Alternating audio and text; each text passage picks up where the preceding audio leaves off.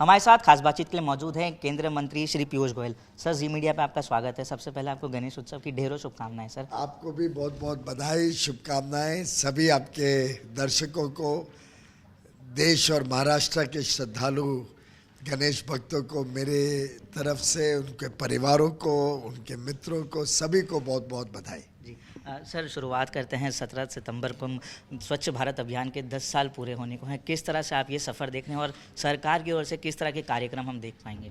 मैं समझता हूँ प्रधानमंत्री नरेंद्र मोदी जी ने देश का कायाकल्प करने का काम किया है 10 वर्षों में, और उसमें एक अहम भूमिका रही है स्वच्छ भारत अभियान की। जब लाल किले के प्राचीर से माननीय प्रधानमंत्री जी ने स्वच्छता की बात की थी 2014 में, तब कई आलोचक, और कुछ तो आलोचक ऐसे हैं जो देश के बाहर विदेश जाके भी हमारी आलोचना आज तक करने की कोशिश करते हैं, तब उन्होंने बड़ी खिल्ली उड़ाई कि कोई प्रधानमंत्री लाल किले से स्वच्छता की बात करता है। पर मैं समझता हूँ इस कार्यक्रम का जो गेम चेंजिंग इम्पैक्ट है, जो प्रभाव पड़ा है देश के हर नागरिक के जीवन में, एक जो कल्चरल चेंज हुआ है, सोच बदली है लोगों की, वो अद्भुत है।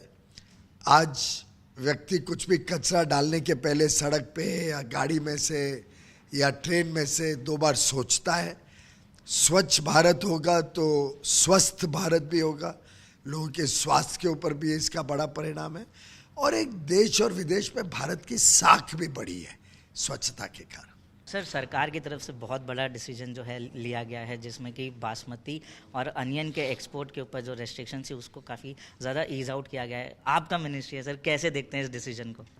मुझे बहुत खुशी है कि भारत ने गत 4 वर्षों में कोविड के बाद कीमतों के ऊपर संयम रखने में, नियंत्रण रखने में कामयाबी पाई है।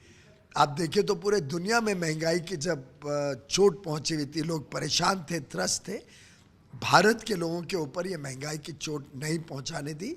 और उसके लिए माननीय प्रधानमंत्री नरेंद्र मोदी जी ने बहुत स्पष्ट कहा था कि उपभोक्ता की भी चिंता करो, किसानों की भी चिंता करो। इसी नीति के हिसाब से हमने कीमतों पर भी नियंत्रण रखा, और किसान के उत्पादन को भी सरकार ने खरीद के उनको अच्छे दाम मिले, इसको सुनिश्चित किया।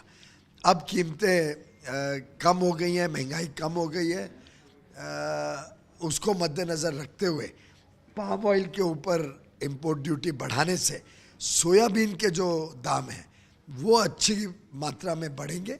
साथ ही साथ सरकार ने भी फैसला लिया है कि हम MSP पे सोयाबीन किसानों से खरीदेंगे।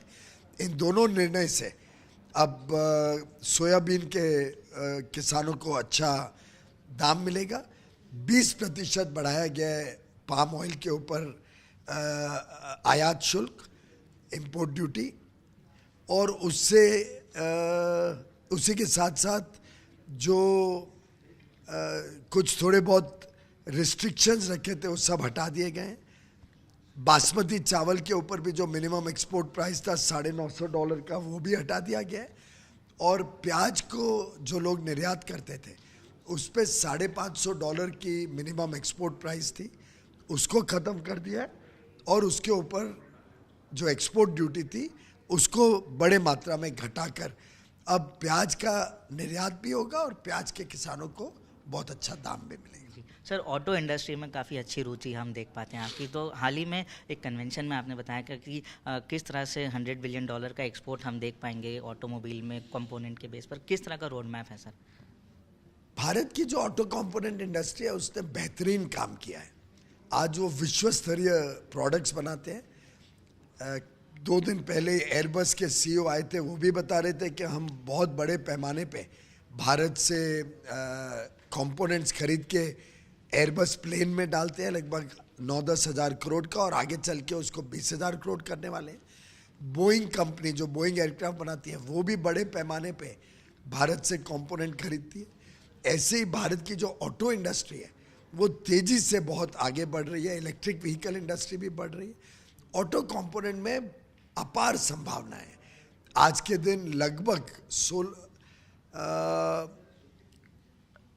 80 ये जो निर्यात हो रहा है $20 बिलियन का निर्यात आज हो रहा है, यानी 1,60,000 करोड़ का निर्यात ऑटो कंपोनेंट इंडस्ट्री का हो रहा है, इसको हम समझते हैं कि इसमें 8 लाख करोड़ तक का निर्यात होने की संभावना है। और ऑटो कंपोनेंट मैन्युफैक्चरर्स ने मुझे आश्वस्त किया है कि 2030 तक वो $100 बिलियन यानी 8 लाख करोड़ तक का निर्यात करने में सफल होंगे। जी, सर जाने से पहले आखिरी सवाल, रिटेल पॉलिसी को लेकर सर किस तरह का स्टेटस है? DPIIT जो है पॉलिसी पर काम कर रही थी सर, उस पर क्या अपडेट हम देख पा रहे हैं? इस पे सबसे सलाह मशवरा करके एक अच्छी पॉलिसी जो देश के छोटे खुदरा व्यापारियों के हित में हो और लोगों को जो सुविधाएं भी चाहिए, ई-कॉमर्स भी चाहिए, लेकिन खुदरा व्यापार, स्मॉल रिटेलर्स भी साथ में कोएग्जिस्ट करें, कमाई उनकी कम ना हो, अच्छा काम करें, देश की सेवा करें, सभी के हितों को ध्यान में रखते हुए एक संतुलन बनाने वाली पॉलिसी हम जल्द लेके आएंगे। सर हमसे बात करने के लिए, समय देने के लिए धन्यवाद।